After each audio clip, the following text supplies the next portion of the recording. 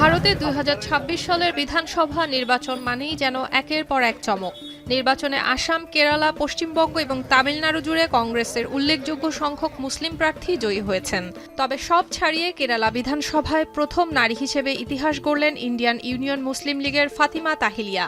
ফাতিমা তাহিলিয়ার প্রতিদ্বন্দ্বী ছিলেন প্রবীণ নেতা টিপি রামকৃষ্ণ।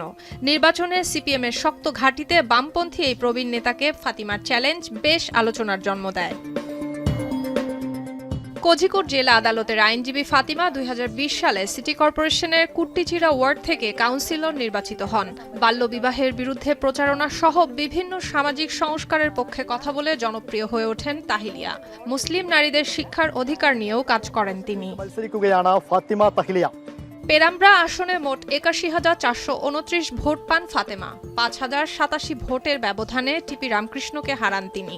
৩২ বছর বয়সী এই নেত্রীর কাছে রামকৃষ্ণের এই পরাজয়কে বাম শিবিরের জন্য একটি বড় ধাক্কা হিসেবে বিবেচনা করা হচ্ছে, যেখানে ২০২১ সালের নির্বাচনে একই আসনে রামকৃষ্ণ ২২,০০০-এরও বেশি ভোট পেয়ে জয়ী হয়েছিলেন।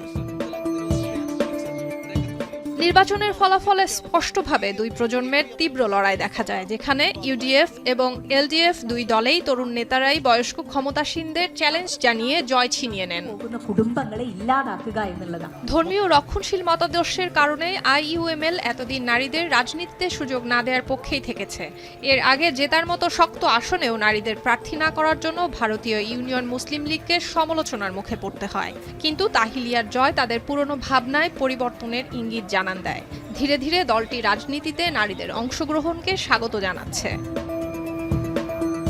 কেরালায় ফাতিমা তাহিলিয়া আইইউএমএল এর জন্য একটি নতুন যুগের সূচনা করলেন। কেরালা বিধানসভার ইতিহাসে পেরাম্ব্রার ভোটারদের এই রায় দীর্ঘকাল স্মরণীয় হয়ে থাকবে। সুলতানা দিনা, এখন বিশ্ব।